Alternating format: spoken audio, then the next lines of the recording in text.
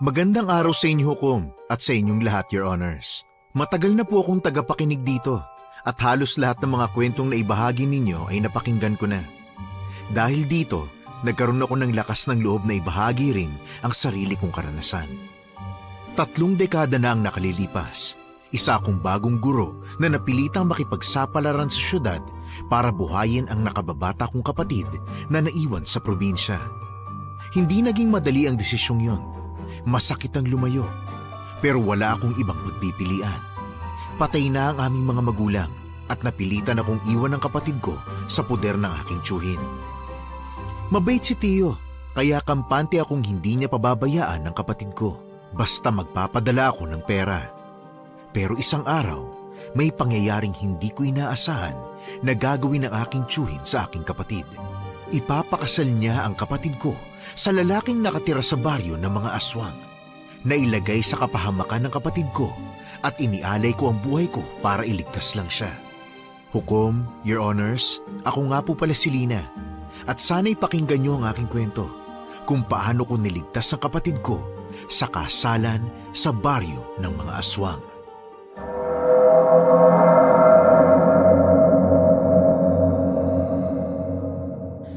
Ay, gabi na naman. Mabutit hindi nagpasaway ang mga estudyante ko ngayon. Samahan pa naman ang pakiramdam ko. Ay, ang dami ding pinasa sa akin ng principal namin eh. Mabuti na lang at malambot ang kama ko. Makakatulog ako ng maayos.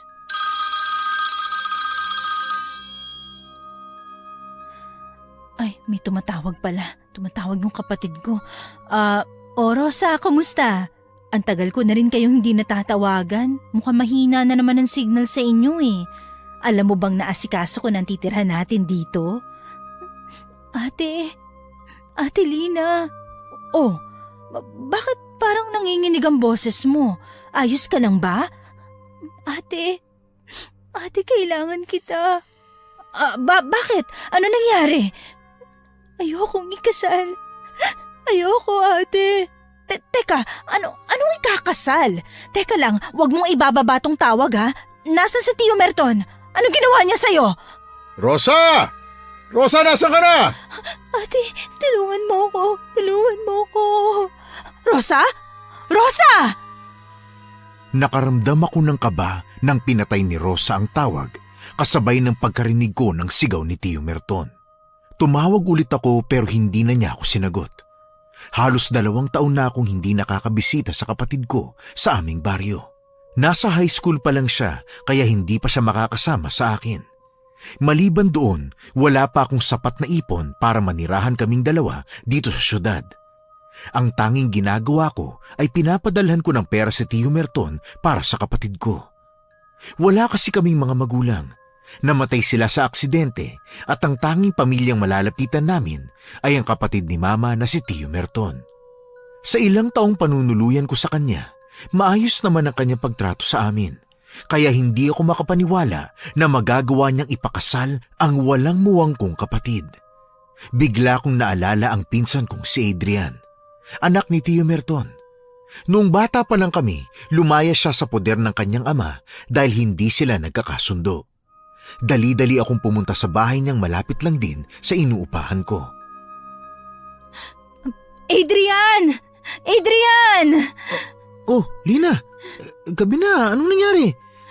Ba't hingal na hingal ka? Adrian, tulungan mo naman ako. Pumasok ka muna, halika. Oh, kumalma ka ha, kalma. Sige, sabihin mo sa akin ang nangyari. Sa eskwelahan ba, may magulang bang nagreklamo? O marami na naman bang binigay sa'yo ng gawain si ma'am? Hayaan mo, sumisip-sip na ako kay ma'am para tulungan ka tuwing mainit ang ulo niya sa'yo. Hindi. Ang kapatid ko, si Rosa, tumawag siya sa akin. Sinabi niyang ipapakasal daw siya ni Tio Merton. Nanghihingi ng tulong si Rosa, Adrian. Ikaw lang ang naiisip kong puntahan. Ano? Lintik. Sinasabi ko na nga bang hindi mo dapat iniwan si Rosa sa tatay ko eh. Alam mo namang matagal na ako umalis sa poder niya dahil ayaw na ayaw kong nakikita ang mukha niya na sumira sa buhay ng ina ko. Hindi ko alam ang gagawin, Adrian. Maayos naman ang trato sa amin ni Tio kaya nagtiwala ako at wala kaming ibang mapupuntahan kung hindi siya. Hindi kita sinisisi, Lina, ha? Talagang kilala ko lang ng lubusan yung tatay ko. At kailanman, alam mong hindi ko siya mapagkakatiwalaan. Ay, lintik. Alam mo, kasalanan ko din to dahil noon pa lang, tinulungan na sana kita na paluwasin dito si Rosa. Kaso alam mo naman ding hirap ako sa pera Hindi, kasalanan ko yun. Noon pa man, nag-aalala na ako dahil madalang ang komunikasyon ko sa kapatid ko. Pero hindi ako agad kumilos kasi... Shh. Alam kong pinagdadaanan mo, Lina, ha? Ang trabaho natin, minsan kailangan umuwi ng gabi kasi maraming inuutos ang punong guro natin. Maliban dun maliit lang din ang sweldong napupunta sa'yo dahil sa dami ng utang na binabayaran mo. Kung may kailangan ka magsisihin dito, yun ang tatay ko. Pero huwag kang mag-alala, Lina, ha? Uuwi tayo ng probinsya at pipigilan natin kung ano mang binabalak ng tatay ko. Salamat. Salamat, Adrian. Wala akong alam na pwedeng malapitan kundi ikaw lang Pasensya na kung kinakailangan mong harapin ulit ang tatay mo. Alam kong noon pa lang, ayaw mo na siya ulit makasama. Ano ba? Huwag kang manghingi ng pasensya. Ako nga ang dapat gumawa ng paraan dahil sa ginawa ng tatay ko sa kapatid mo siguro kailangan muna nating mag-file ng leave sa trabaho. Malapit naman sa atin si ma'am kaya alam kong papayagan niya tayo. Pero asahan na lang natin na tatambakan tayo ng mga gawain pagbalik natin. Ayos lang sa akin yun. Hindi ko kasi alam kung paano kita pasasalamatan, Adrian. Ano ka ba? Di mo kailangan magpasalamat. O basta huminahon ka muna, ha? Kung gusto mong matulog muna, nandun yung kwarto ko. Ako nang bahala dito. Hindi ako makakatulog. Naalala ko yung iyak ng kapatid ko Naintindihan kita pero huwag ka na masyado mag-alala. Pinapangako kong hindi magagawa ng tatay ko kung ano man yung plano niya, ha? Pati anong kasal? Hindi niya kayo anak para magdesisyon siya para sa inyo. Pati hindi na uso yung ganun ngayon, no? Ano, ipapakasal? Arranged marriage? Gago. Hukom, ramdam na ramdam ko ang galit ni Adrian. Napatungo na lang ako habang hinihintay kung tatawag ulit si Rosa. Habang lumalapit ang hating gabi, nakakaramdam na ako ng pagod at ayoko pa sanang matulog. Ngunit makalipas ang ilang sandali, hindi ko na lang namalayang pumikit na ang mga mata ko. Kinabukasan, naalimpungatan ako sa malamig na dampi ng hangin. Agad akong napabalikwas sa pagtayo at hinanap si Adrian. Kinakabahan kong tinitingnan kung tumawag ang kapatid ko, pero wala akong natanggap. Tatawagan ko na sana ang pinsan ko nang lumabas siya galing sa isang kwarto. Lina, good morning. Good news. Pinirmahan na pala ni Ma'am yung leaves natin. Ang kaso nga lang, 5 araw lang daw. Ay, naku, ganun ba? Naku, maraming salamat Kung ganun pala, makakauwi na tayo. Oo, actually gigisingin na nga sana kita Pero nag-asikaso na ako ng mga pwede nating dalhin. May kukunin ka ba sa bahay mo? Wala na. Gusto ko na lang makita ang kapatid ko. Hindi ko kasi akalain na makakatulog ako kagabi. Aba naman, syempre, pagod ka, Lina. At saka nandito lang ako, okay? Magtutulungan tayo. Siya nga pala. Inarkilo ko na si Mang Junior, yung may-ari ng tricycle. Siya yung kinuha kong driver papunta sa terminal. O ano, halika na? Sige, tara. Tutulungan na kita sa dala mong gamit. Hindi, ano ka ba? Kaya ko to, no? Ako na. At sinundan ko na si Adrian palabas ng bahay. Sumakay kami kay Mang Junior papunta sa terminal. Adrian, alam mo ba? Malapit na sana Malapit na siyang lumipat dito. Ay naku, bakit ganun? Ano kayang inisip ni Tio? Bakit niya ipapakasal ang kapatid ko? Ang bata-bata pa nun. Lina, sorry talaga. Ako nang humihingi ng tawad. Alam mo, maganda naman ang pagtrato sa amin ni Tio Merton. Hindi niya kami sinasaktan o pinapabayaan. Kaya nga hindi ko maintindihan nun kung bakit ka umalis sa poder niya Pero ngayon, yung ginawa niya sa kapatid ko na hindi ko alam, yung ginawa niya, ang plano niyang pagpapakasal, naiintindihan ko na kung bakit ka umalis sa poder niya. Wala naman akong pagkukulang. Palagi naman ako nagpapadala ng pera. Kahit ako hindi ko nga maintindihan si tatay Akala ko may sira na siya sa utak pero nung lumipat kayo, parang nagbago ulit siya. Pero hindi na ako bumalik dahil hindi ko pa siya kayang patawarin. Alam kong hindi ko pa ito nasasabi pero siya ang rason kung bakit namatay si nanay. At ngayon, mukhang bumabalik na naman ang dating siya. Si Tio ang rason kung bakit namatay si Tia? Tama ka. Pero Lina, pasensya ka na ha. Hindi ko pa talaga kayang ikwento sa'yo kung anong nangyari. Masakit pa rin. Inaalala ko pa lang ang nakaraan naninikip na yung dibdib ko. Hindi na ako nakasagot. Masyadong mabigat ang dinadala ko para maproseso ang mga sinasabi ni Adrian. Mas lalong sumama ang pakiramdam ko, lalo na't ilang oras na ang nakalipas simula nang hindi ko nakakausap ang kapatid ko. Pagdating namin sa terminal, agad kaming sumakay ng jeep at inabot ng halos 2 oras ang biyahe. Habang nasa daan, marami ang pumapasok sa isipan ko. Nananalangin akong hindi pa kami huli ni Adrian para iligtas si Rosa sa plano ni Tio Merton. Nang makarating na kami, agad akong tumakbo papunta sa bahay nila Tio Merton. Ang inaasahan kong bubungad sa aking mga tao ay hindi ko nakita. Teka, si Tio Merton nasan? Si Rosa! Wala dito? Tatay! Tatay! Rosa! Rosa, nandito ka lang, di ba? Rosa! Rosa, nandito na ang ate mo! Nilibot ko na ang buong bahay. Hindi ko sila makita Naku, mukhang umalis na sila. Hindi. Saan dadalhin ni Tio ang kapatid ko? Saan niya ipapakasal si Rosa? Teka lang, huminahon ka muna ha. Hindi ako hihinahaw hanggat hindi ko nahanap ang kapatid ko, Adrian. Kasalanan ko to Hindi ko siya agad pinuntahan. Lina, makinig ka muna sa akin. Pinangako ko sa'yong tutulungan kita at hindi ko hahayaang may mangyari sa kapatid mo. Okay? Kailangan kanya at kailangan mong magpakatatag. Kung hindi mo makokontrol ang sarili mo, paano natin siya mahahanap? Hindi ko kayang mawala ang kapatid ko, Adrian. Siya na lang ang pamilya ko. Naintindihan ko, Lina. Galit na galit din ako sa ginagawa ng ama ko pero pipigilan natin siya. Aalamin natin kung saan dinala ni tatay si Rosa. Sige. Kailangan natin agad malaman kung saan sila pumunta. O sige, ganito ha. Ikaw dito sa loob. Ako ang magtatanong-tanong sa labas. Ano, ayos lang ba sa'yo? Oo, ayos lang. Salamat, Adrian, ha? Tumango si Adrian at lumabas na. Pumasok naman agad ako sa kwarto ni Rosa. Nandoon pa din ang kanyang mga gamit at damit. Maayos, mukhang walang bahid ng panggugulo. Binuksan ko lahat ng kabinet at ginalugad ko ang buong kwarto pero wala akong nahanap. Napaupo pa lang ako sa sahig. Kilala ko si Rosa. Kung may gusto siyang sabihin sa akin, mag-iiwan siya ng kahit na anong palatandaan. Biglang may kumatok sa pinto kaya agad akong tumakbo para buksan yon.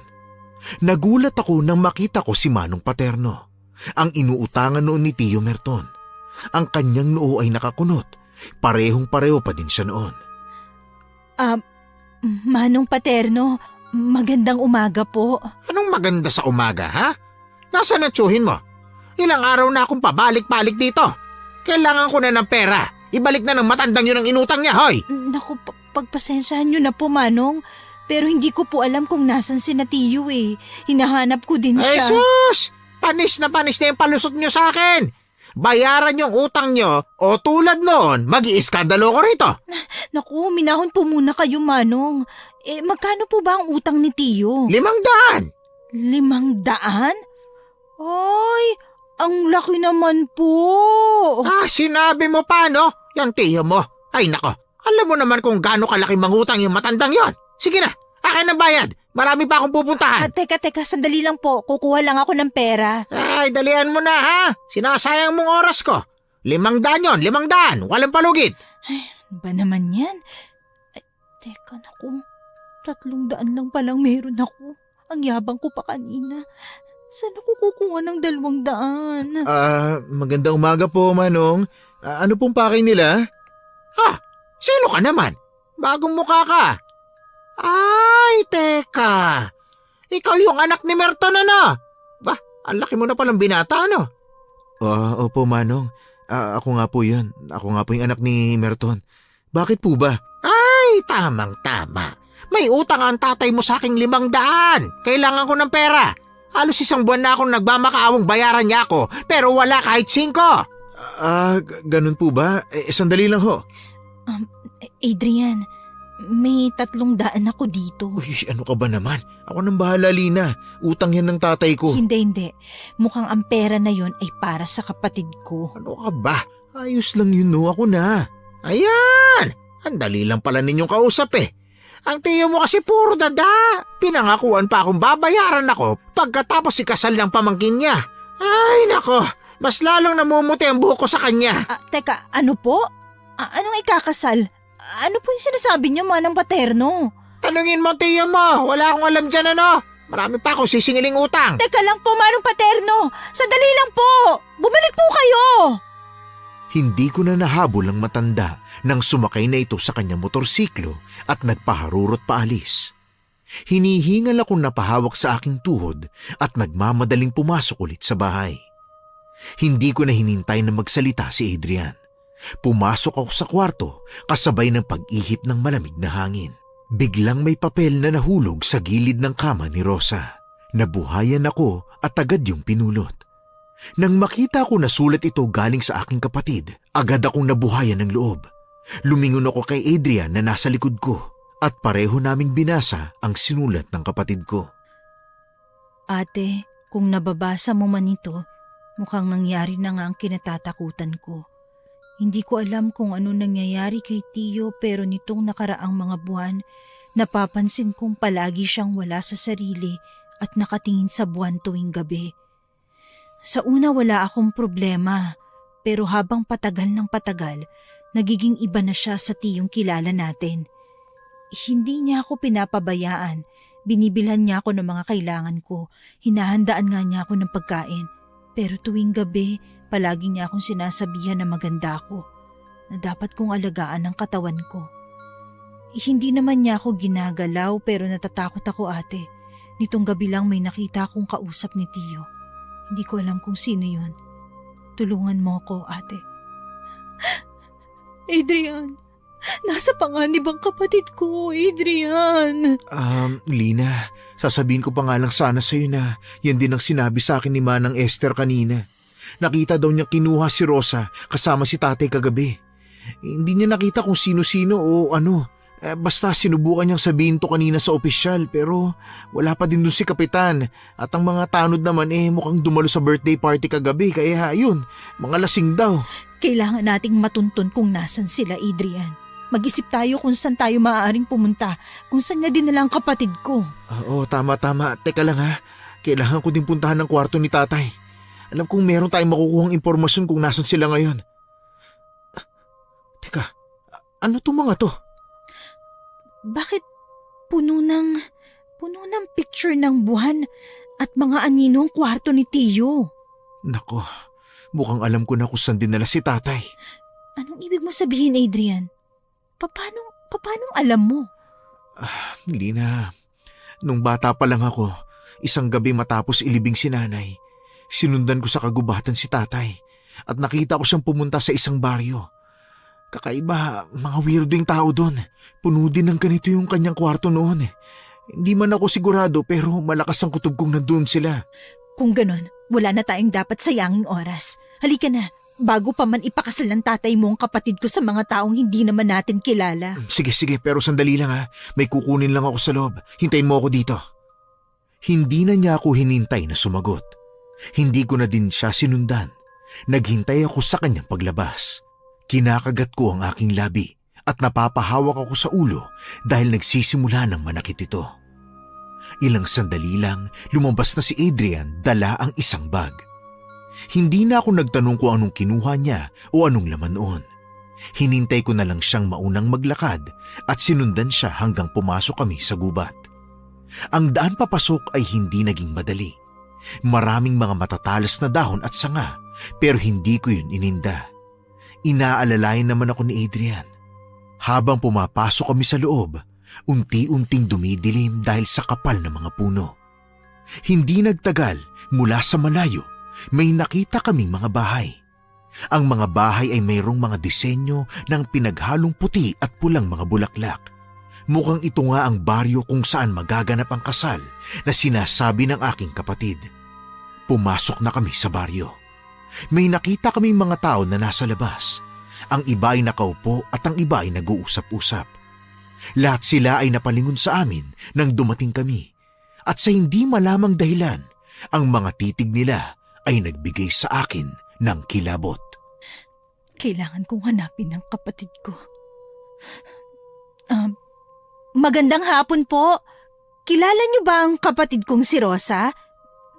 Mahaba po ang buhok niya at matangos ang ilong. Nakita niyo po ba? Teka lang, Lina, teka lang. Wala ka bang napapansin sa mga titig nila? At tulad ng sabi ko sa'yo kanina, mga weirdo mga tao dito. Wala akong pakialam kung mga weirdo sila. Ang gusto kong malaman kung nasaan ang kapatid ko. Teka, sandali. Mukhang kayo ang pamilya ni Rosa. Magandang hapon po, Manang. Magandang hapon po.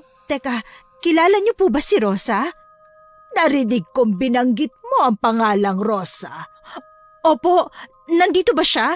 Ang alam po namin, dinala siya dito ng tiyo namin. Ikaw pala ang kapatid ng dalagang yon. Halika, hinahanap ka niya. Ganun po ba? Maraming salamat po, Manang. Diyos ko, salamat. Ginabayan niyo po kami.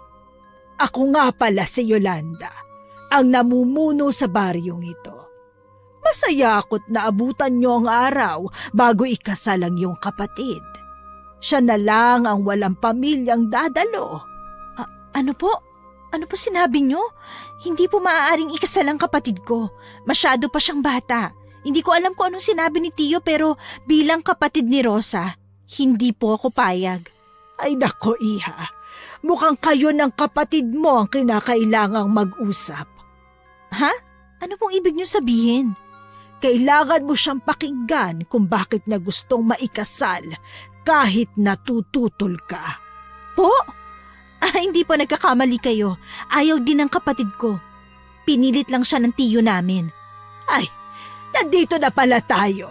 Pumasok na kayo't sasapit na ang gabi.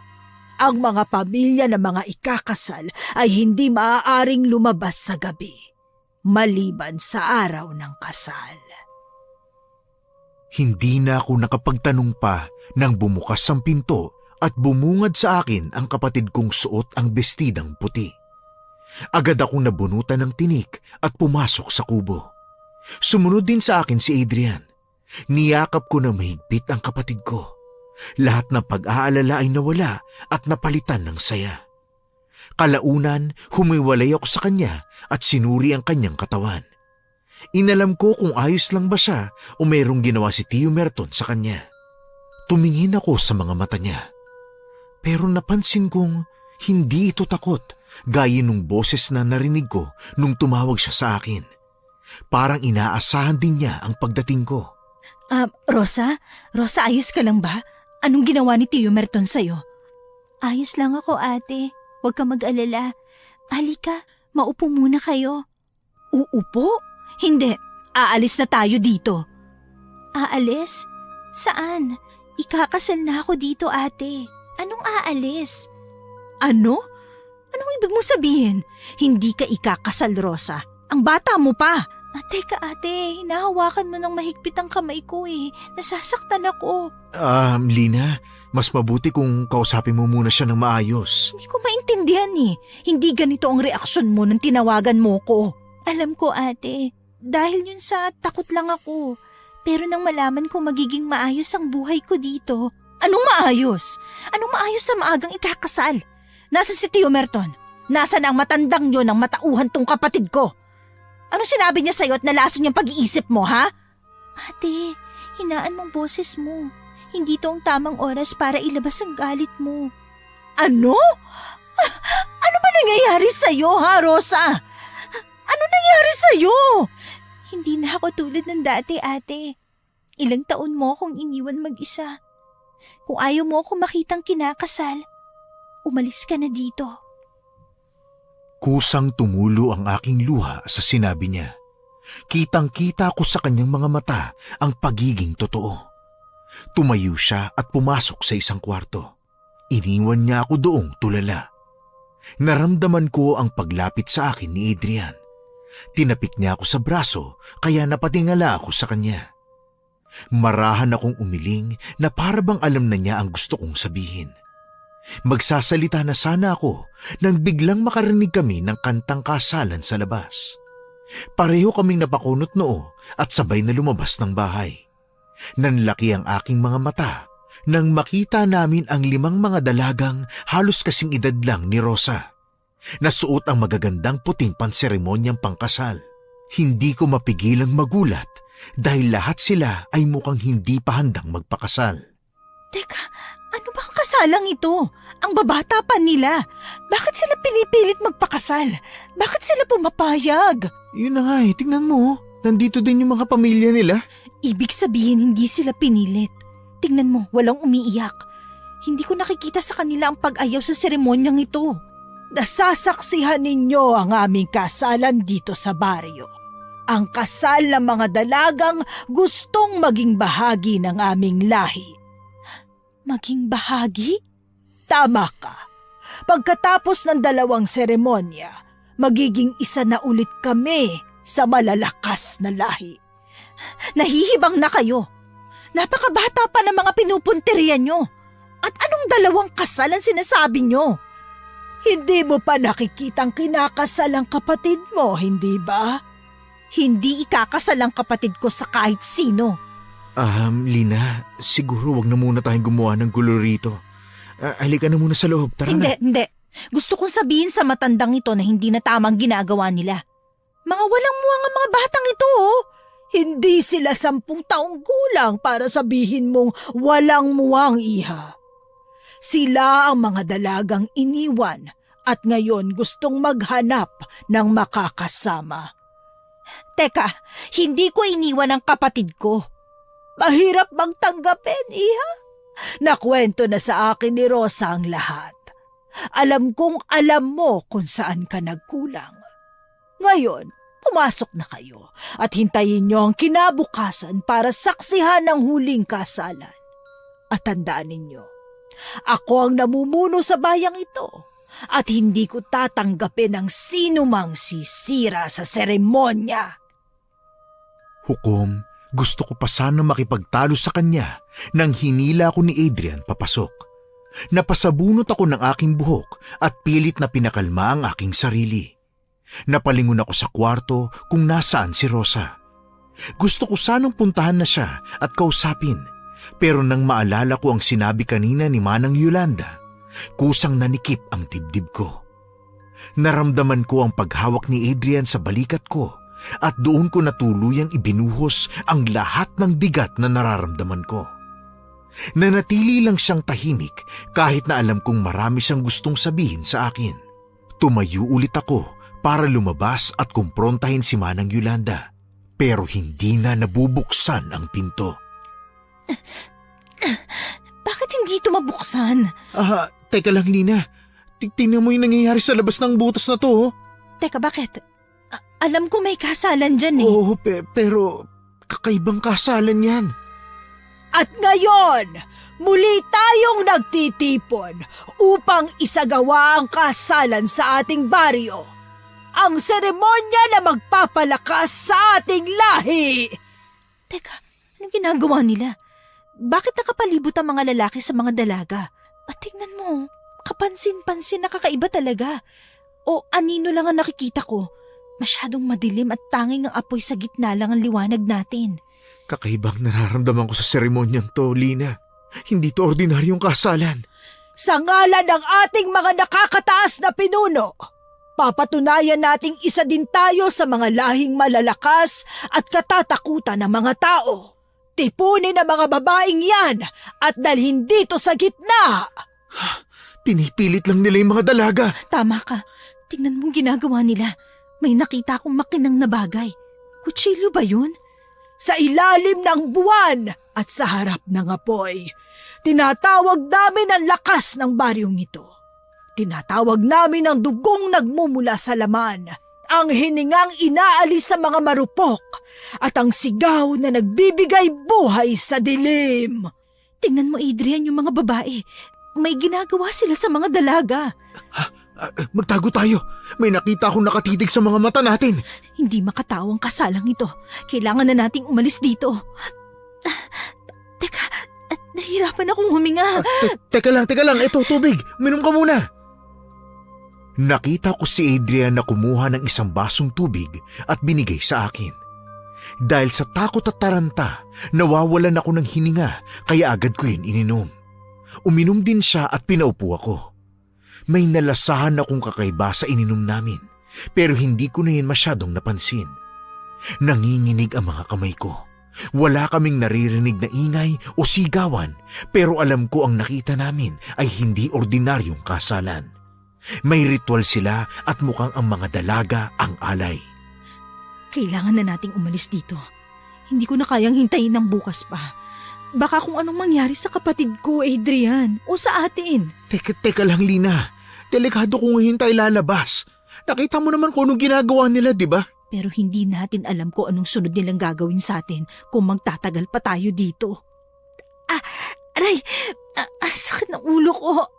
Aray, parang nahihilo ako, Adrian. Ano to nangyayari sa akin? Ako rin. Anong nangyayari?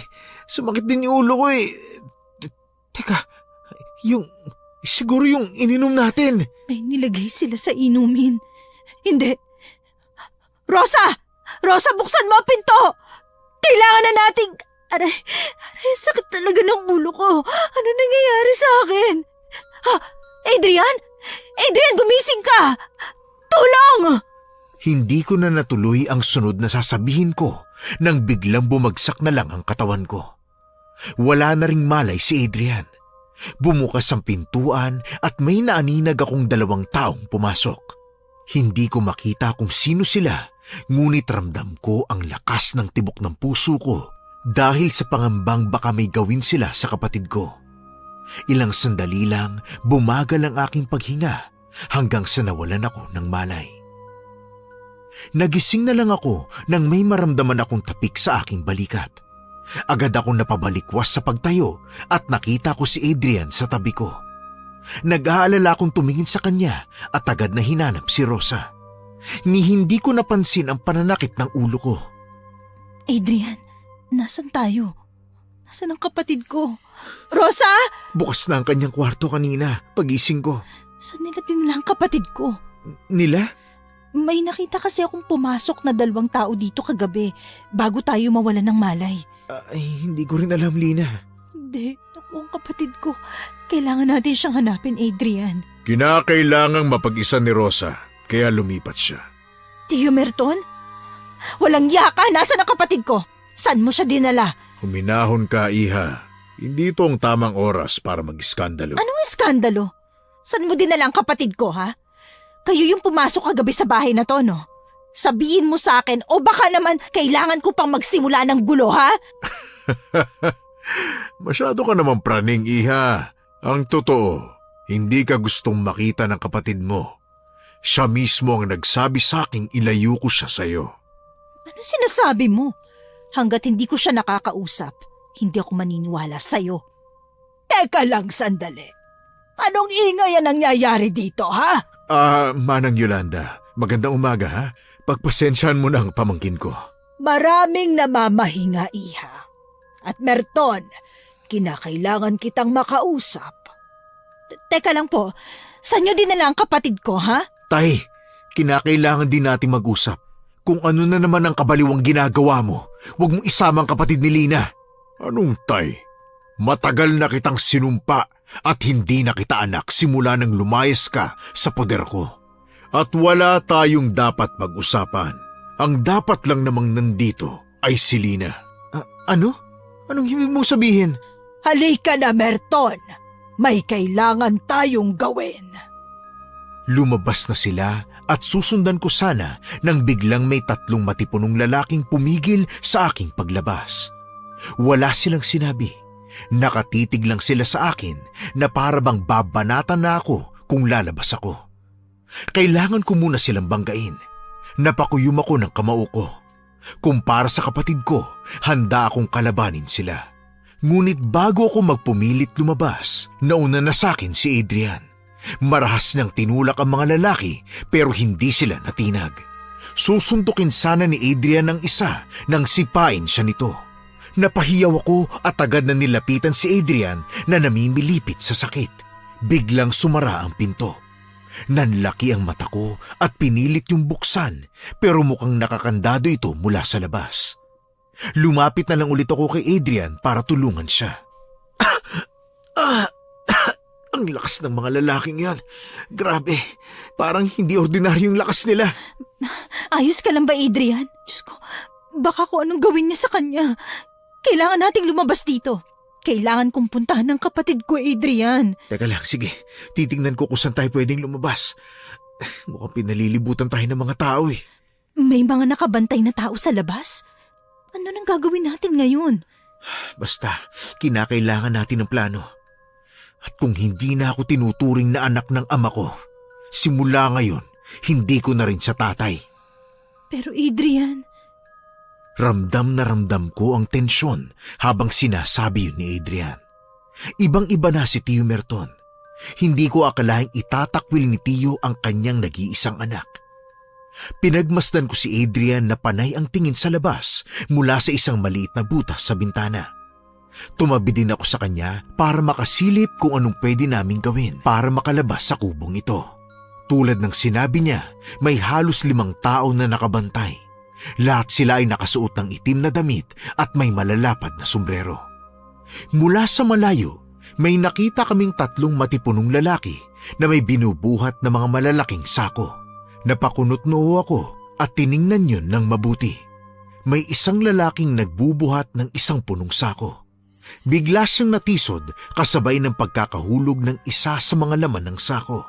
Nang makita ko kung ano yun, agad na nanlaki ang mga mata ko at lumingon ako kay Adrian. Pareho kaming nagulat sa aming nakita. Adrian, nakita mo rin ba yun? Yung laman ng sako. Isang parte ng katawan ng tao ang nahulog mula sa sakong yun. Hindi ko alam kung tama o totoo ba yung nakita natin. Pareho nating nakita. Hindi malabo ang mga mata natin, Adrian. Isang kamay ang nahulog mula dun sa sako. Pero bakit may laman ng parte ng tao sa sakong yun? Hindi ko alam, pero mas lalong nag-aalala ko para sa kaligtasan ng kapatid ko. Kailangan na nating lumabas dito. Ano bang kabaliwan tong pinasok mo, tatay? Lina, mabuti pa magtago ka dun sa likod ng pintuan.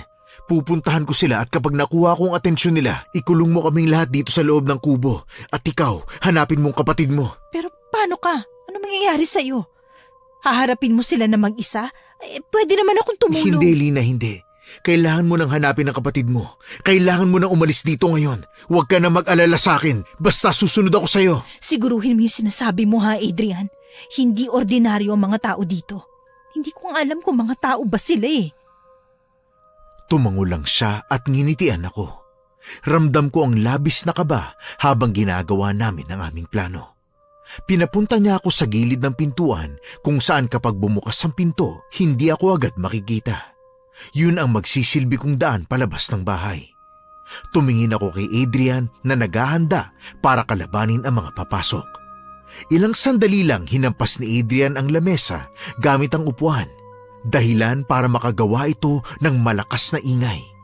Agad naman na pumasok ang mga taong nakabantay sa labas. Lumingon ako kay Adrian at tinanguan niya lang ako kasabay ng pagtakbo ko palabas ng kubo. Agad kong sinara ang pinto at sunod-sunod na kalabog ang aking narinig. Napakagatlabi na lang ako at pilit na pinatatag ang aking puso. Tumakbo ako at nagtago. Hindi ko alam kung saan ako magsisimula. May 15 bahay akong nakikita at alam kong isa doon ay ang tinutuluyan ngayon ni Rosa. Maingat akong naglalakad nang may narinig akong nag-uusap. Hindi maaaring hindi maisagawa ang ritual ngayong gabi. Pinapangako kong magiging maayos ang lahat. Hindi na mangyayari ang nangyari noon. Mabuti naman. Alam mong buhay ang kapalit kung sakaling masira ulit ang matagal ko ng pinaghandaan. Tulad ng asawa mo noon. Tandaan mo, nandito sa puder ko ang anak mo ngayon. Hindi ko siya anak. Matagal ko na siyang itinakwil. Wala akong pakialam sa problema niyong dalawa. Ikaw ang susi ko sa mundo ng mga tao, kaya ayusin mo ang trabaho mo. Teka, anong ibig sabihin ng pinag-uusapan nila? Anong ritual na ginagawa nila sa mga babae? At anong mundo ng mga tao? Teka, hindi ba sila mga tao? Maaasahan ninyo ako, Manang Yolanda. Ilang taon na natin itong pinaghahandaan at ngayon mapapatunayan ko na sa yumaw kong ama ang aking silbi sa lahi ninyo. Yan ang nagustuhan ko sa pamilya mo. Nakakapanghinaya nga lang na hindi tulad mo ang anak mo. Kasalanan ko ding nagkaanak ako ng isang mahinang lalaki. Pero hayaan mo, Manang, Maghahanap ako ng isang responsableng sasalo sa tungkulin na ginagawa ko. Para namang sinasabi mong ito na ang huli mong pagsisilbi sa akin. Hindi pa, Manang. At saka may pinakilala na ba akong papalit sa akin, ha? Teka lang. Parang may naririnig akong mga ingay. Ha? Merton! Puntahan mo kung nasan si Rosa. Siguruhin mong hindi siya mahahanap ni Nalina hanggat hindi pa sumasapit ang gabi.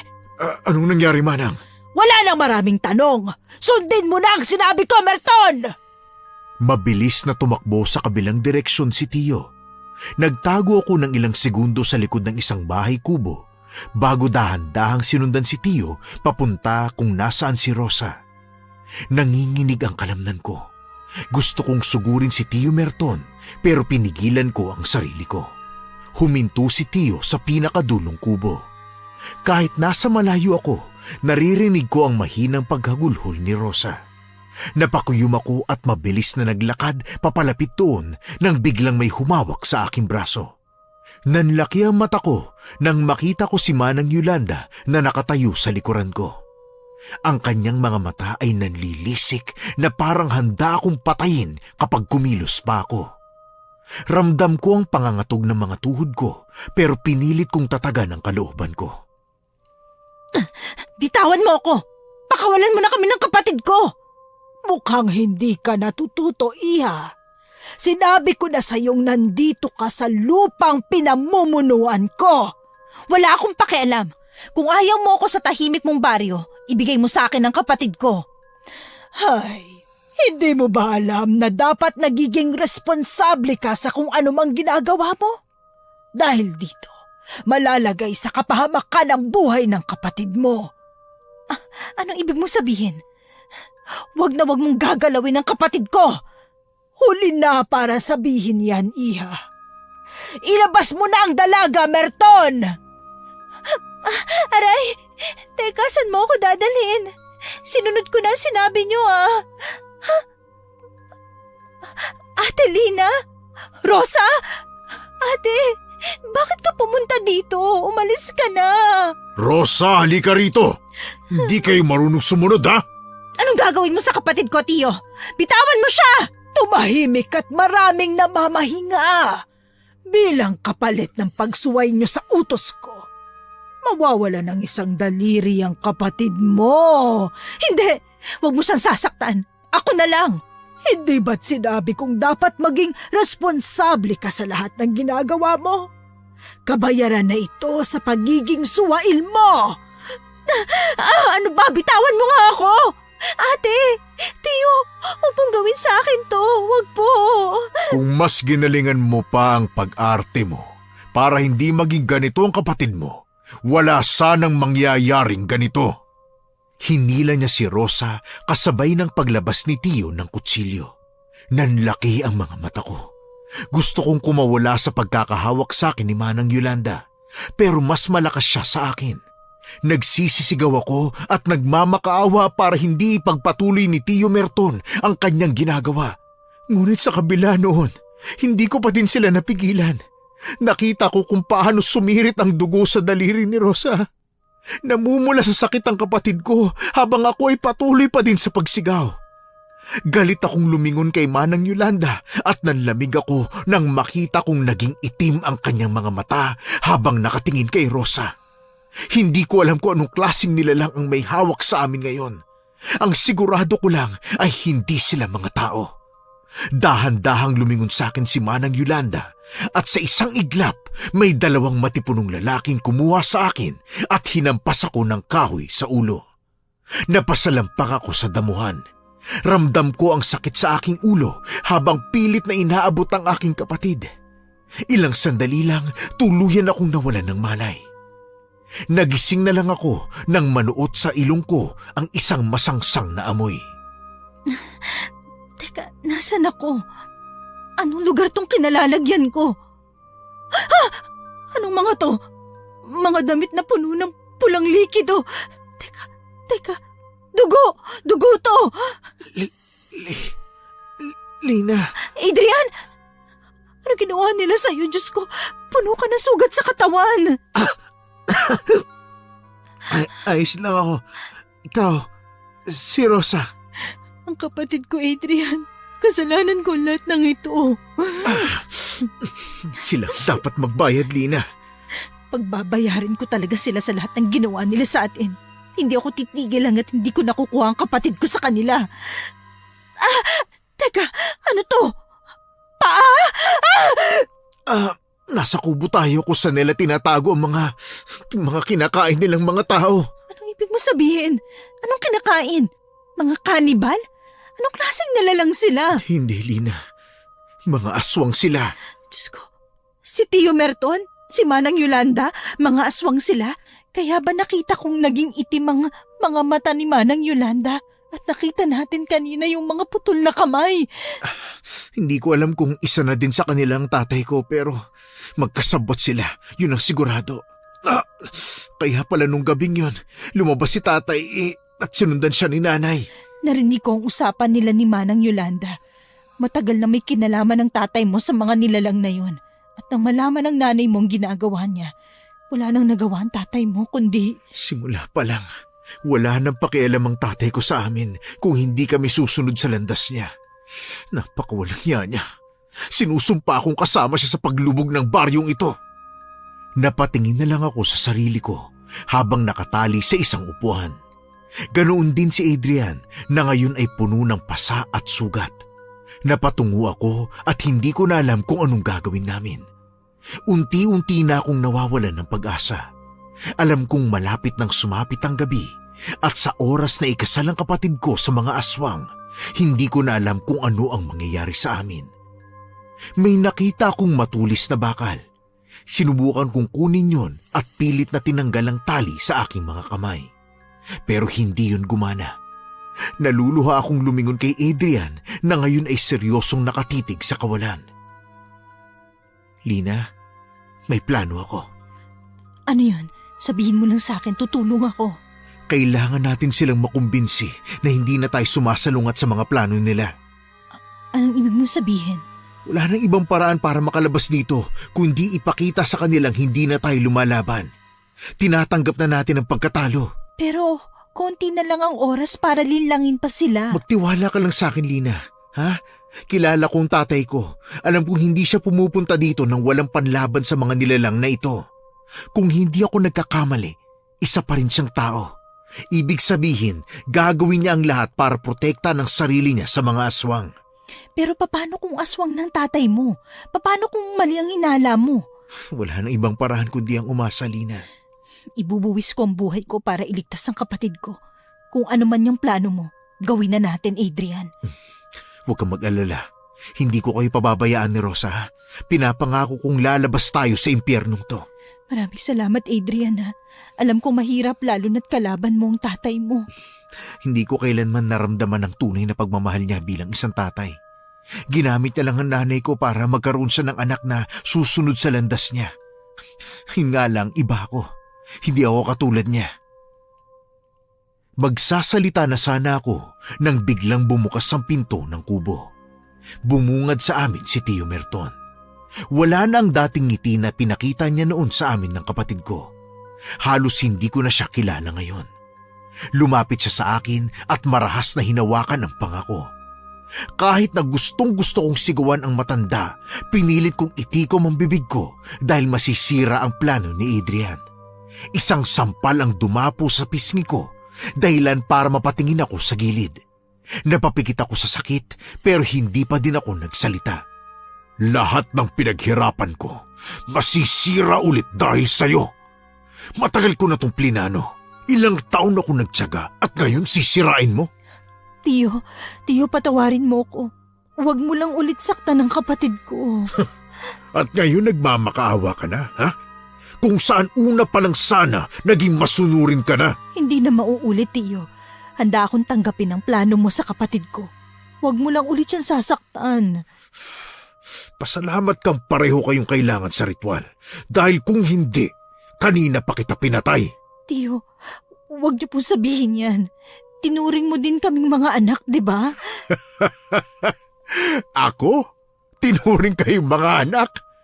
Kinupkup ko lang kayo dahil alam kong magiging susi kayo para maisagawa ang ritual na nasira noon ng itinuturing kong asawa. Ang nanay ko, wala kang awa. Matagal na akong walang awa, Adrian. Ginamit ko lang kayo. At ngayong nalaman kong wala kang silbi, ikaw ang susunod sa nanay mo. Walang hiya ka. Yan ang nagustuhan ko sa'yo bilang isang ama. Nagustuhan? Anong ibig mong sabihin? Noon pa lang, tinatanong kong sarili ko kung bakit naiiba ako sa inyo. Pero ngayon, nakita ko na ang totoo mong pagkatao. Tay, nasagot na ang lahat ng tanong ko. Hindi ba noon umalis ako? Yun ay dahil naghahanap ako ng paraan para takasan ang kasamaang palaging pumapasok sa isipan ko.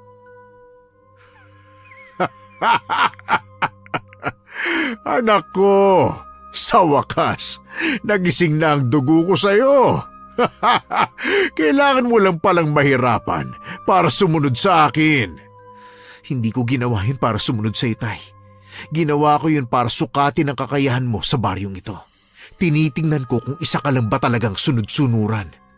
Anong pinagsasasabi mo? Hindi ako sunod-sunuran. Ako ang susi ng mga aswang sa labas ng baryong ito. Ako ang kumukuha ng mga dalaga para sa seremonya ng kasal. Talaga ba, tay? Pero bakit parang buntot ka lang nila? Wala kang nagagawa kundi sundin lang lahat ng utos nila eh. Anong sinabi mo? Nagkakamali ka! Mabuti kung ganun, tay. Ang mga tulad natin ay mas matalino kaysa sa kanila, no? Kung nakakakuha sila ng benepisyo sa'yo, dapat ikaw din. Oo, hindi mo magawa dahil wala kang panakot sa kanila. Anong sabi mo? Mali! May kaya akong gawin sa kanila. May mga pangontra ako sa mga aswang. Yan ang tatay ko. Kaya ngayon hinahangaan na kita eh. Talaga ba, Tiyo? Narinig kong usapan nyo kanina. Naninilbihan ka lang at takot ka sa kanya, di ba? Ako? Takot? Ginagawa ko lang ito dahil binibigyan din nila ako ng kapangyarihan sa labas. Talaga? Ano namang kapangyarihan? Lahat ng mga kaaway ko at mga gusto kong mamatay ay pinapatay nila. Teka, hindi nagtutugma ang sinasabi mo, Tiyo. May mga kaaway ka pa din. Kaya ba sinusumpa mo yung mga maniningil ng utang mo? Kung hindi mo ipapakita sa kanila ang totoong leader, hindi mo alam, sasaksakin ka na pala nila sa likod. Nakita namin ang pagkabahala sa mga mata ni Tio Merton. Lihim akong tumingin kay Adrian na lihim na nakangisi. Alam naming unti-unting nahuhulog sa bitag ang matanda. Lumingon sa akin si Tio at nag-akto akong nasasaktan. Napahawak naman siya sa kanyang sentido saka nagmamadaling lumabas. Nagkatinginan naman kami ni Adrian. Hindi ko alam kung anong susunod naming gagawin. Hindi pa din kami nakakawala sa pagkakatali namin. Ngunit nang makita ko ang kalmadong ekspresyon ni Adrian, nagkaroon ako ng pag-asa. Meron siyang sunod na plano, kaya hindi siya nababahala. Magsasalita na sana ako nang hindi nagtagal bumukas ulit ang pinto at pumasok si Tio Merton. May hawak siyang mga dahon at isang buntot ng isda, parang buntot pagi. Heto ang mga panlaban ko sa kanila kung sakaling lokohin nila ako. Ang buntot pagi at ang dahon na ito, ang dahon ng sambong. Ito ang nagpapahina sa mga nilalang na yon. Wow, tay! Aba, ngayon tinitingala na kita. Yan ang totoo kong tatay, ha? Hindi nila ako maiisahan. Kung hindi dahil sa akin at sa koneksyon ko sa labas, hindi sila makakakuha ng 10 mga babae. Ano? 10 mga babae? Tama ka, Adrian. Hindi naman talaga sila tunay na malalakas kung hindi dahil sa mga tao. Ang mga dalagang yun ang alay para magkaroon ng kakayahan ang mga binatang aswang na makalakad sa labas kahit na may sikat ng araw. At isa doon ang kapatid ko. Kung hindi dahil sa akin, ubos na ang lahi nila ngayon. Kaya wag nila akong lolokohin. Kung ganun, bakit kami nakatali dito? Anong ibig mong sabihin? Tao mo kami, Tay. Kung sasabihin naming susunod kami sa'yo, may kapangyarihan ka bang pakawalan mo kami? Ano? Pakawalan? Ay, mukhang wala. Anong silbi ng mga pangontra mo? May kapangyarihan ako. Kung ipapangako niyong hindi na kayo magiging sagabal sa plano, Opo, Tay. Hindi na. Magiging tagasunod na kami. hindi kayong dalawa. Ikaw lang, Adrian. Ano ibig mo sabihin? Hindi maaaring maging isa sa atin si Lina. Pero Tio, susunod naman ako sa'yo sa lahat ng utos mo. Sa kabila ng pagsusumamo ko, hindi niya ako pinakinggan. Nakita kong tinanggal ni Tio ang tali sa mga kamay ni Adrian. Tiningnan ko si Adrian na walang emosyong nakatingin sa akin. Bigla akong kinabahan. Hindi ko alam kung sino na ang pinagkakatiwalaan ko. Hindi sumalungat ang pinsan ko sa sinabi ng kanyang tatay. Hindi ko mabasa kung anong nasa isipan niya. Tumayo lang siya at dahan-dahang lumapit sa akin. Puno ng pagmamakaawa ang mga mata ko habang biglang sinampal niya ako, dahilan para manlaki ang mga mata ko. Anak nga talaga kita. Pinakita ko lang sa'yo, tatay, ang kaya kong gawin. Kahit na pinsan ko pa siya. Tama ka. Adrian, ano ginagawa mo? Hindi ba't magkasama tayo? Sinabi mo pang... Nilin lang kita, Lina. Niloko lang kita. Baka hindi mo alam, nananalaytay sa dugo namin ang pagiging traidor. Hindi. Ang kapatid ko, si Rosa, Adrian. Adrian, ano ba? Nagmamakaawa ko. Tio Merton. Halika na, anak. May kailangan pa tayong gawin. Adrian, wag mo kong iwan. Lina, hindi ako yung mabuting tao na inaakala mo. Pero ang nanay mo, ipaghihiganti mo siya, di ba? Bakit pa? Ipatay na siya, di ba? Ano bang silbi nun? Yan! Tama ka, anak. Ay, nako. Ang saya-saya ko. Halika na't sasabihin ko ang magandang balita na ito kay Manang Yolanda.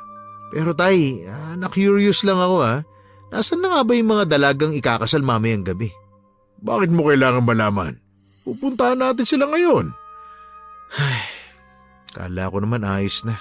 Mukhang hindi mo pa din ako pinagkakatiwalaan, tay. Hindi anak, hindi. Oo, sige. Nandoon sila sa pangalawang dulo ng mga kubo. At hindi mo kailangang questionin ang tiwala ko sa iyo, anak. Maraming salamat, tay. Halika na. Ipapakilala na kita. Hindi, Adrian, wag. Wag mo naman akong iwan dito. Ang kapatid ko. Kailangan ka namin, Adrian. Maluha-luha akong sumigaw pero hindi nila ako nilingon. Napatungo na lang ako at unti-unting nawala ng pag-asa. Nanghihina na ang katawan ko. Taimtim akong nanalangin, umaasa sa mirakulo. May parte pa din sa akin na gustong maniwala na nasa panig pa din namin si Adrian. Sinuri ko ang buong silid. Ilang sandali lang may napansin akong kumikinang. Nanlaki ang mata ko nang makita ko ang isang kutsilyo. Agad na bumalik sa alaala ko ang ginawa sa akin ni Adrian kanina. Sinampal niya ako kasabay ng paghulog niya ng kutsilyo sa tabi ko. Agad akong nabuhayan ng loob. Ginamit ko ang buong lakas ko at kinuha ang kutsilyo. Agad kong pinutol ang tali sa mga kamay ko. Yung pinagtataguan nila ng mga dalaga. Kaya pala tinanong yun ni Adrian kanina para sabihin sa akin. Hindi kami tinaydor ni Adrian. Lahat ng iyon, plano niya para makalabas ako at malaman ang kahinaan ng mga aswang. Teka, parang may paparating. Mukhang nag-iisa ka na ngayon, Iha. Mga walang iya kayo! Pagbabayaran mong ginawa mo sa kapatid ko! Pagbabayaran? Paano? Ang nag-iisang tumutulong sa'yo ay tinraidor ka, Lina. Hindi ko kailangan ng tulong niya. Lahat kayo, maghihiganti ako! Iha, tutal hindi ka naman naaabutan ng bukas. Papayagan kitang makita ng malapitan ng kapatid mo. Ipasok niyo siya! Rosa, Diyos ko! Ate, salamat naman at ligtas ka. Ikaw ang dapat sabihan ko niyan. naputulan ka ng daliri dahil sa akin. Wala to, ate. Magsama kayong dalawa. Kung iniisip ninyong makakatakas pa kayo, sumuko na kayo dahil wala na kayong mapupuntahan pa. Ikaw, siguruhin mong babantayan mo ang pinto. Walang pwedeng makalabas sa kanilang dalawa, ha? Rosa, ate, ang tali mo sa kamay. Paanong? Huwag ka maingay. Makakalabas tayo dito, Rosa. Ate, wala na tayong laban dito. Lahat sila malalakas. Nakita ko ang mga kaya nilang gawin. Nakakatakot. Huwag mo yang sabihin. Hindi tayo magpapatalo sa mga aswang na yan. Hindi, ate. Kung sakaling may pag-asa pa, isipin mo na lang ang sarili mo. Iligtas mo ang sarili mo, ate. Ano bang pinagsasasabi mo, Rosa? Hindi ako aalis dito nang hindi ka kasama. Ate, isa sa atin ang kailangang mamatay para makaligtas. At ikaw ang dapat makaalis dito ng buhay. Hindi. Tayong dalawa makakalabas dito. Sawa na ako sa buhay ko, ate. Huwag mo sabihin yan, Rosa.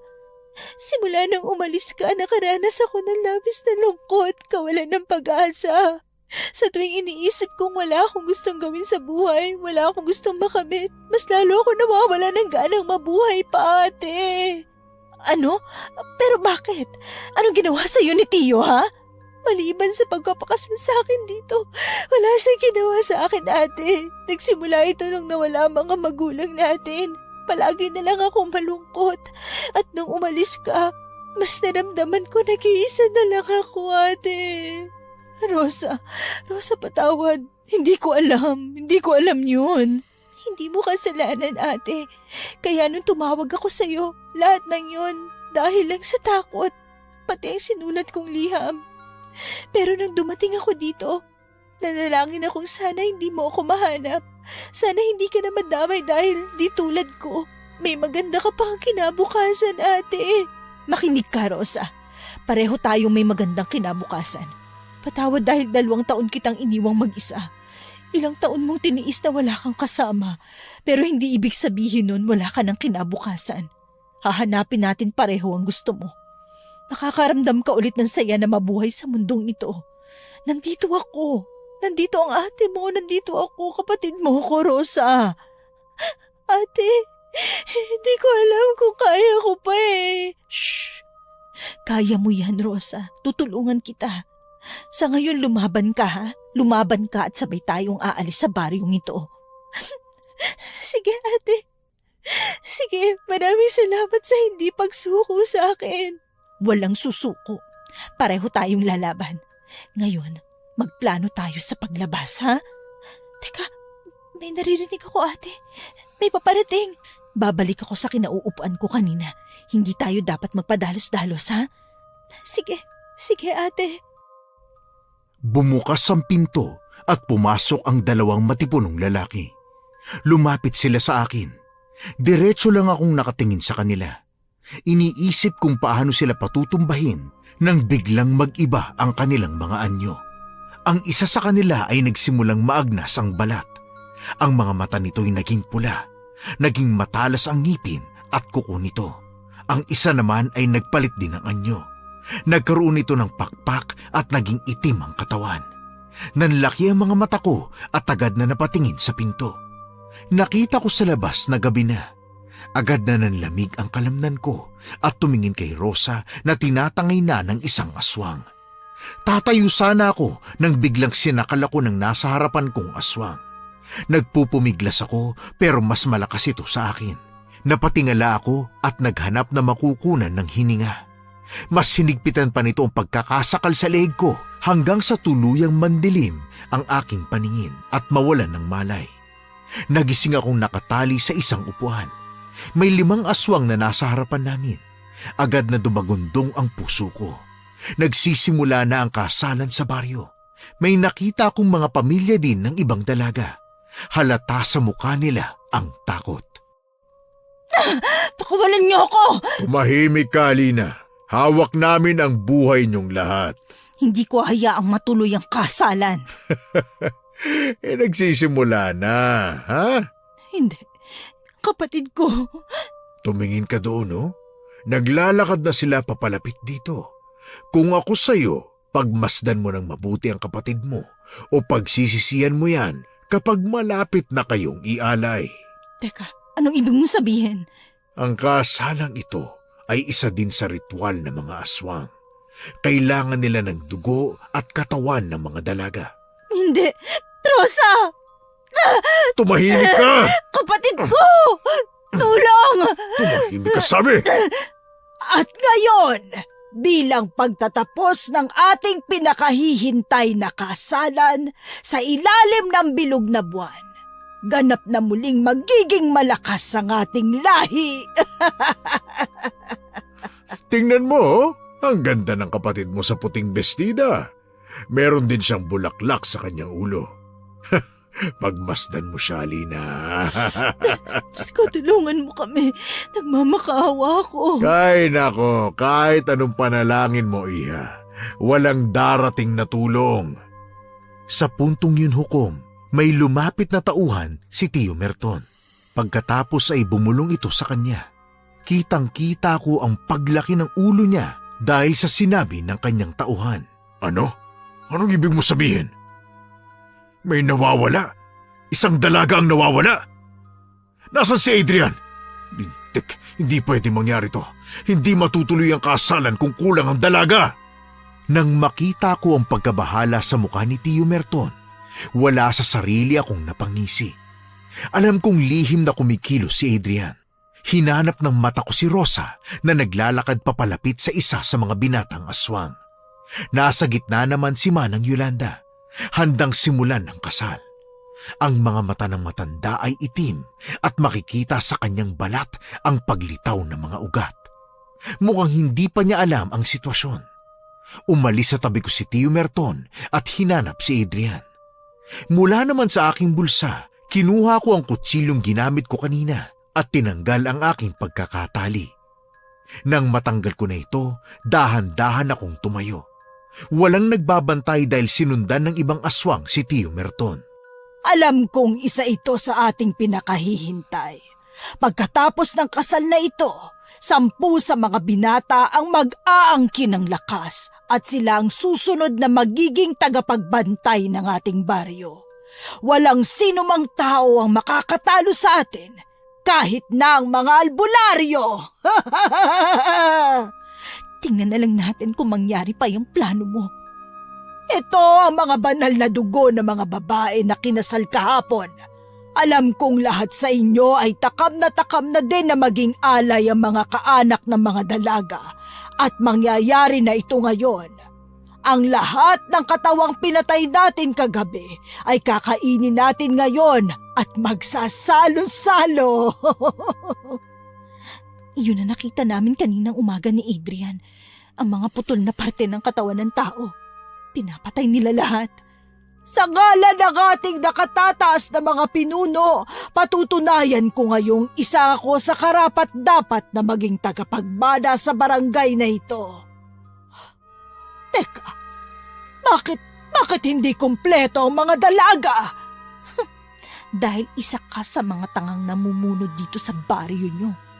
Ano? Teka lang, paano ito nangyari? Nasaan na si Merton? Si Adrian? Ang ibang mga aswang? Ha? Hinahanap mo ba sila? Pasensya na pero wala ka nang dapat asahan. Uubusin namin ngayon ang mga angkan mo dito. Ah! Hulihin ang dalagang yan! Ano? Bakit hindi ba kayo kumilos? Teka, ano itong naaamoy ko? Ah! Di ang isa sa mga kahinaan ninyo. Isa kang taksil! Hindi din ako makapaniwala na pinagkatiwalaan niyo ako agad. Napakatanga niyo. Hindi nga ako kilala na sarili kong tatay, no? Teka, nasaan ang ama mo, ha? Siya? Di nandun nakatali, walang malay. Nandito sa akin lahat ng pangontra sa inyo. Hukom, lumingon sa akin si Adrian at hindi ko mapigilang mapangiti sa kanya. Mas kumapal ang usok. Hinanap ko kung saan yun galing at nakita kong may kumpulan ng mga dahon sa isang sulok. Lumapit ako kay Adrian at tinulungan na ilayo ang mga dalaga sa mga aswang. Hindi naman nakapalag ang ibang aswang dahil nanghihina sila. Dahil doon, nakalapit ako kay Rosa at niyakap siya ng mahigpit. Napahagulhol siya habang nakasubsob ang kanyang muka sa balikat ko. Napatingin ako sa ibang mga dalaga. Pare-pareho silang nag-iiyakan at nagyayakapan. Rosa, ligtas ka na. Ligtas ka na. Ate, akala ko mapapahamak eh. Hindi ko kaya pag nangyari yun. Hindi mangyayari yun, Rosa. Nangako ako, di ba? Umalis na tayo dito, Lina. Dalhin mo ng ibang mga dalaga at ang kanilang mga pamilya sa labas ng baryong to. Ako na bahala rito. Pero kailangan mo ng tulong, Adrian. Susunod ako, Lina. Okay? Unahin mo lang muna sila. Sige, babalik ako para tulungan ka. Dito tayo dumaan. Dahan-dahan lang, ha? Ate, babalik ka dito? Kapag kailangan lang, Rosa. Hindi ko pwedeng pabayaan si Adrian eh. Kung ganun, sasama ako, ate. Hindi pwede. Lalabas tayo dito at ako lang ang babalik, ha? Pero hindi ko kaya maghintay lang doon, ate. Rosa, makinig ka. Hindi ako mawawala sa tabi mo. Pinapangako ko, ha? Sundin niyo lang ang daan na yan, ha? Halika na, Rosa. Hindi magtatagal makakalabas na tayo dito. Hinila ko ang kapatid ko at sumabay kami sa mga tumatakbo. Hindi ko alam kung ilang minuto kaming tumatakbo palabas pero patuloy lang kami. Tahimik akong nanalangin na gabayan kami sa paglabas ng gubat. At ilang sandali lang may nakita kami mga ilaw ng bahay. Agad akong nabuhayan ng loob nang biglang may marinig akong hiyaw kasabay ng paglipad ng maraming ibon. Napahinto ako at lumingon. Kinakabahan sa kalagayan ni Adrian. Lumingon ako kay Rosa na huminto rin. Rosa, sundan mo sila paalis ng gubat na to, ha? Babalik ako. Ate Lina, pangako babalik ka ng ligtas, ha? Pangako, marami pa tayong gagawin. Ipaparamdam ko pa sa'yo kung gaano kasayang mabuhay. Ate, mag-iingat ka, ha? Sige na, sumunod ka na sa kanila. Malapit na sumapit ang umaga. Mas magiging madali ang pagtalo namin sa ibang mga aswang, lalo na't hindi natuloy ang kasalan. Teka, nasan sila? Nasan si Adrian? Teka, sila ba yun? Diyos ko, hawak ni na Tio Merton at Manang Yolanda si Adrian. Sinira mo ang lahat! Konti na lang ang aming angkan! Kung sana, mas naging matalino ka, hindi ito mangyayari. Pinagkatiwalaan kita, Adrian. Wala ka talagang silbi. Bakit ko tutulungan ang lalaking pumatay sa nanay ko? Ha? Ikaw na ang nagsabing hindi mo na ako anak. Kaya matagal na din akong walang ama. Pareho kayo! Hindi kayo dapat pagkatiwalaan!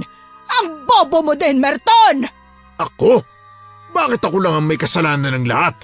Hindi ba't ikaw ang namumuno? Ikaw ang magiging responsable sa angkan mo? Ano? Ano yung sinasabi mo? Bakit mali ba ako? Ano akala mo? Pwede mo lang akong sigaw-sigawan at utus-utusan? Matagal na akong naninilbihan sa'yo. Pero wala kayo kung wala ako. Hukom, nakita ko kung paano bumaon sa tiyan ni Tio Merton ang mahahabang kuko ni Manang Yolanda. Nanlaki ang mga mata ko. Nakaluhod si Adrian sa damuhan. Hinang-hina, maraming sugat sa katawan. Mabilis na hinugot ni Manang Yolanda ang kanyang kamay kasabay ng pagsigaw ni Tio. Napahawak ako sa bibig ko nang sumirit ang dugo sa paligid. Nangangatog ako at hindi ko alam kung anong gagawin. Napaubo ng dugo si Tio kasabay ng pagluhod nito sa damuhan. Naluluha akong naghanap ng pwede kong magamit nang biglang makita kong malapit sa akin ang latigong dala ni Adrian kanina. Mukhang itinapon ito palayo ni Manang Yolanda. Kahit kailan hindi kayo mapagkakatiwalaan! Ang daming ginawa ng pamilya ko sa'yo. At ito ang ibabalik mo. Pwede lang ulit ako maghanap ng ibang taong mauutusan. Hindi ka kawalan, Merton! Kung kakailanganin mo pa ulit, para to sa lahat ng mga pinatay mong tao at para sa nanay ko. Ha! Tanggalin mo ang kahoy sa katawan ko! Ano, hindi ka makagalaw no? Dahil alam ko ding isa to sa mga kahinaan ng aswang. Marami akong natutunan sa matandang to. Anak, Adrian, tulungan mo ako. Ayoko pang mamatay. Anak, Akala ko ba wala ka ng anak? Matagal mo na akong tinakwil, di ba? Nanghihingi ako ng tawad, anak ko. Nagawa ko lang ang lahat ng to dahil ito ang pamana sa akin ng aking mga magulang. At nalaman ko na kung anong pagkakamali ko. Sa dami ng oras na pwede mong mapagtanto ang kamalian mo, bakit ngayon lang? Hindi mo siya kailangang iligtas! Magsama-sama tayo sa impyerno! Adrian! Sa likod mo! Ah! Lina! Bumalik ka! Ilang beses kong nilatigo si Manang Yolanda hanggang sa napasalampak ito sa damuhan. Tumingin ako kay Adrian na hindi makapaniwalang nakikita akong nandito sa kanyang tabi. Ngumiti ako at lumapit sa kanya sa kaniyakap ng mahigpit. Marami siyang sugat sa katawan kaya napadaing siya sa yakap ko. Agad naman akong lumayo at napatawa ng mahina. Ngumiti siya sa akin pabalik, saka kinuha ang latigo sa kamay ko. Hinayaan ko siya sa gagawin niya. Lumapit siya kay Manang Yolanda at paulit-ulit na nilatigo si Manang hanggang sa mawalan na ito ng malay. Nag-ipon siya ng mga dahon at tinambak sa katawan ng aswang. Ilang sandali lang, kumuha siya ng posporo at sinilaban ang katawan. Agad na kumalat ang apoy at umalingasaw ang amoy ng sunog na laman. Napalingon ako kay Tio Merton na nakahiga na sa damuhan at nag-aagaw buhay. Lumapit ako sa kanya. Lina, sana mapatawad niyo pa ako sa lahat ng nagawa ko. Nagpapasalamat ako sa pagpapalaki mo sa amin, Tiyo. Pero hindi ko alam kung mapapatawad kita agad. Ayos lang. Ayos lang. Ngayong malapit na akong bawian ng buhay. Bumabalik na sa aking alaala ang lahat ng kasiyahan na naramdaman ko nung kasama ko pa kayo. Masyado akong nilamon ng kadiliman, Lina. Pati ang anak ko, hindi ko na naalagaan. Ang panalangin ko na lang ay pumanaw ka ng matiwasay. Adrian, pwede ba kitang hawakan, anak? Kahit sa huling pagkakataon lang. Anak, maraming salamat at hindi ka naging katulad ko. Lumaki kang marangal at mabait. Kung ano man tatahakin mong buhay, sana magsilbi akong aral sa iyo, anak. Huwag na huwag mo akong tutularan. Huwag kang mag-alala. Hindi mangyayari yan. Kinalaban kita ngayon dahil magkaiba tayo ng pagkatao.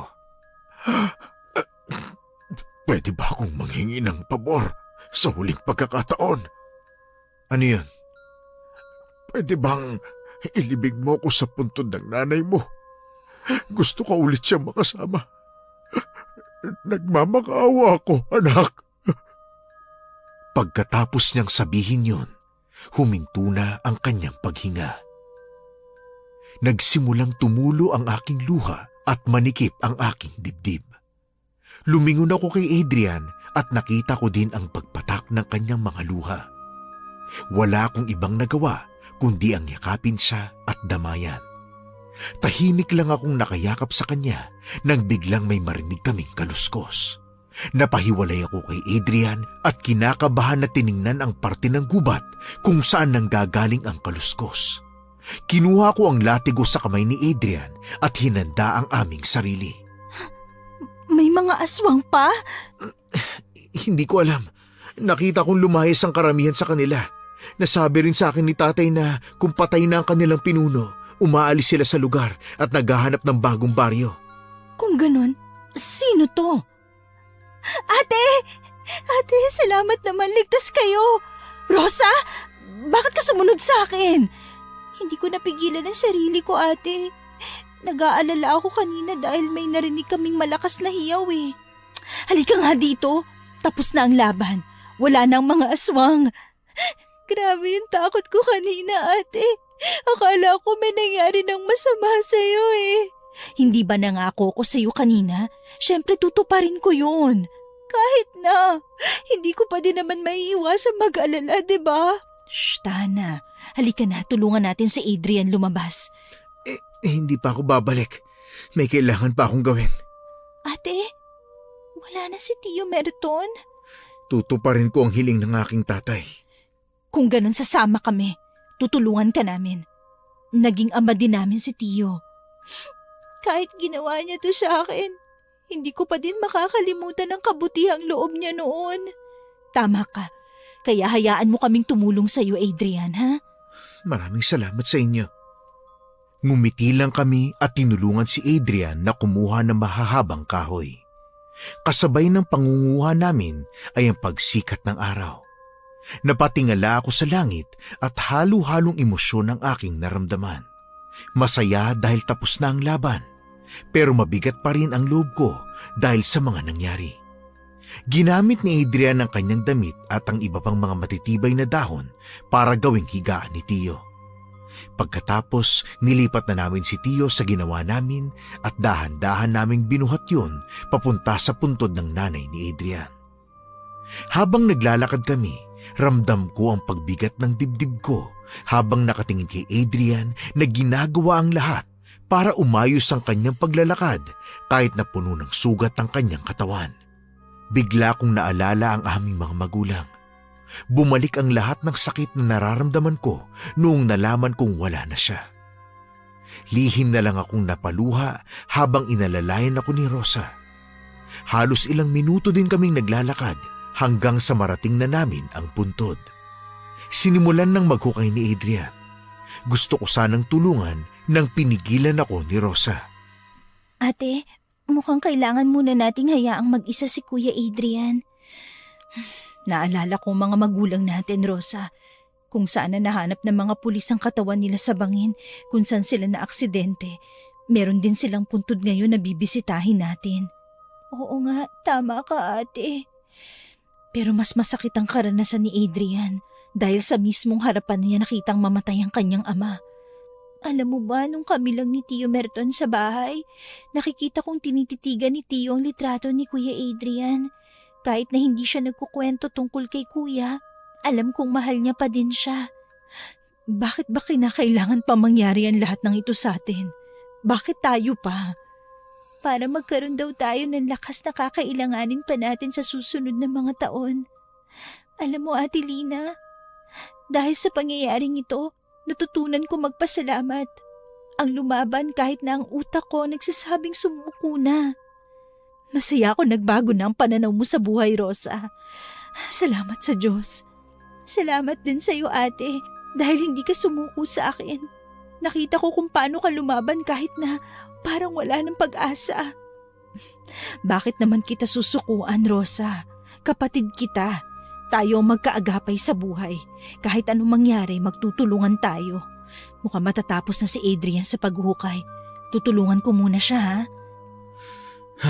Sana magbago na si tatay sa kabilang buhay at magsama na sila ni nanay na mapayapa.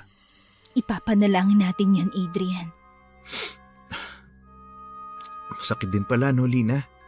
Kahit na alam kong galit ako, kahit na alam kong marami siyang kasalanan sa akin at sa ibang tao, sa huli, tatay ko pa din siya. Adrian, hindi magiging madali ang lahat. Pero nandito kami ni Rosa, tutulong sa iyong maging maayos ang lahat. Bilang magpipinsan, ipaparamdam namin sa iyo na hindi ka nag-iisa. Maraming salamat talaga sa inyo. Kami ang dapat magpasalamat, Adrian.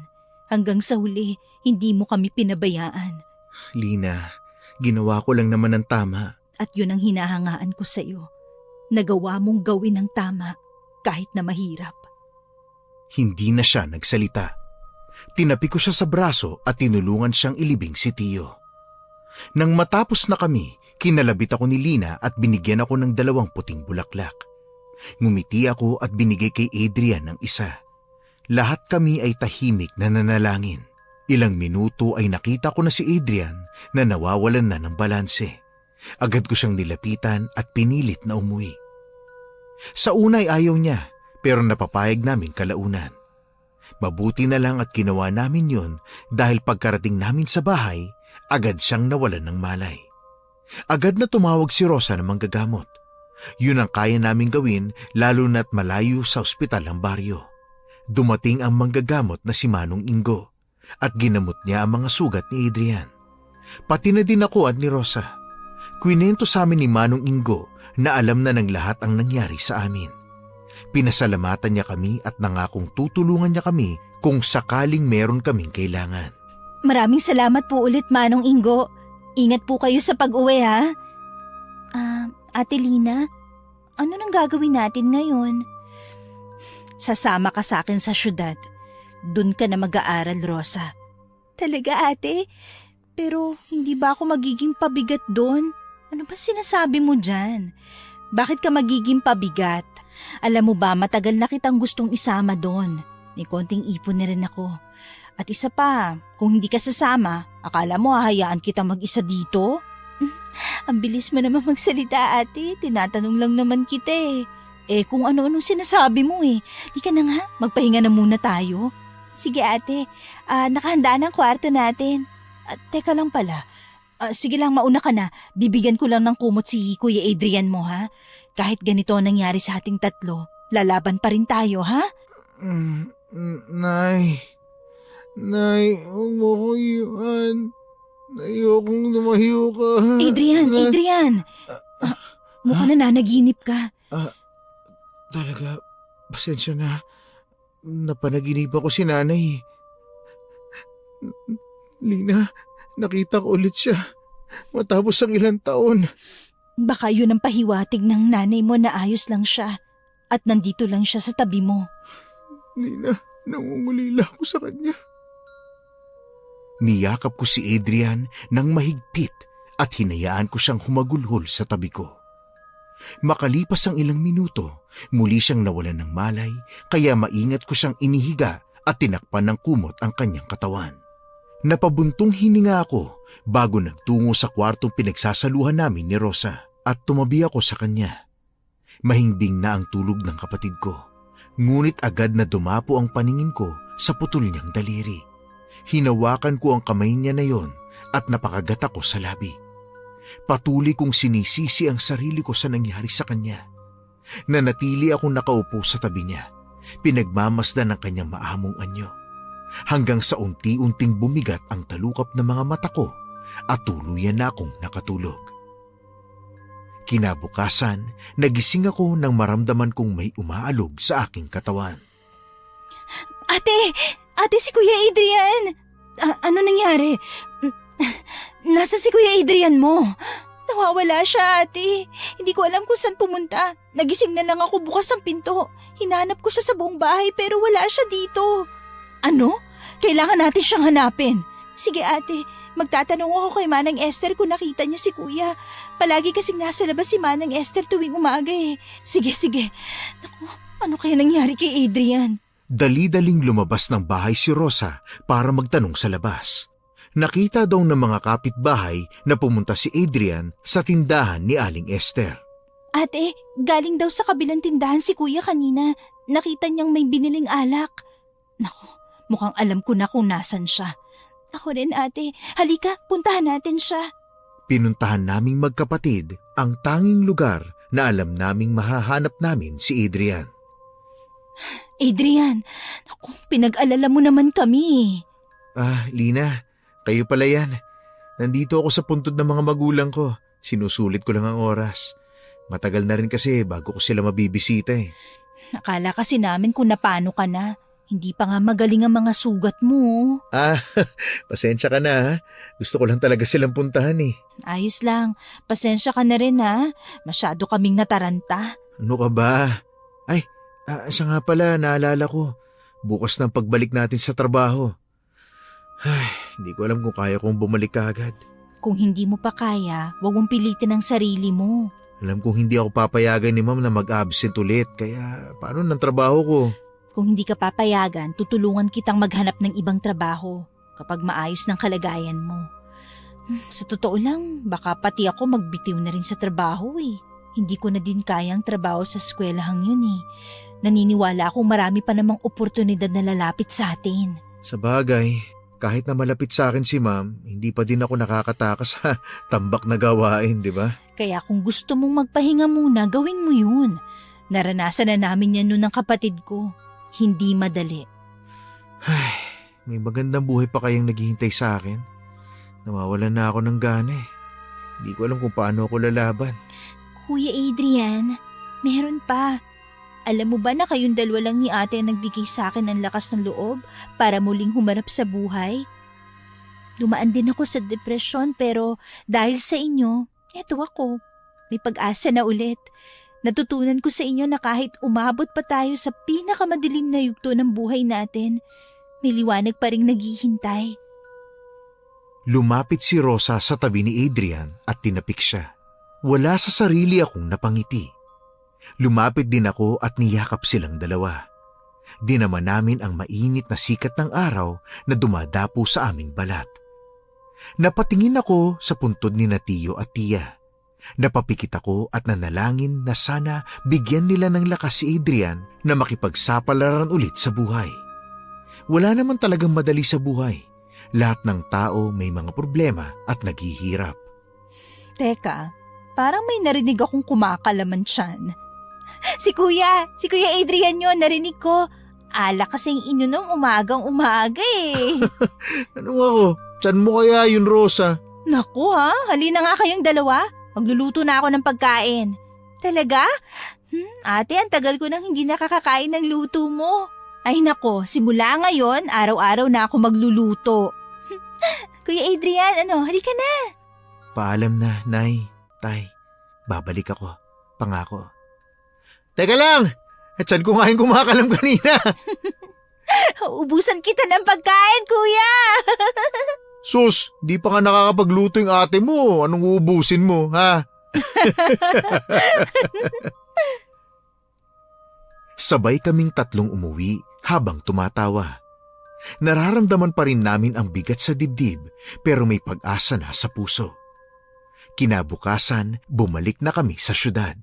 Sumama pa rin sa akin si Adrian sa trabaho at kinumpleto lang namin ang 1 buwan na pagtatrabaho bago parehong nag-resign. Nakakakaba ang ginawa namin pero nung may nag-text sa aming paaralan na kinukuha kaming maging regular na guro, napalundag kami sa saya. At ngayon, isa na po akong regular na guro sa isang pampublikong paaralan. Masaya akong nagtatrabaho kasama ang aking asawa na isang abogado at ang aming 2 anak. May pamilya na din si Rosa at bumibisita naman siya sa amin kapag may oras siya. Si Adrian, meron na ding pamilya. Lumipat lang siya ng bayan pero hanggang ngayon ay wala pa ding nagbago sa aming samahan. Hukom, Your Honors, dito na nagtatapos ang aking kwento. Sana ay nagustuhan po ninyo at may napulot din kayong aral. Maraming salamat po at mapagpalang araw sa inyong lahat.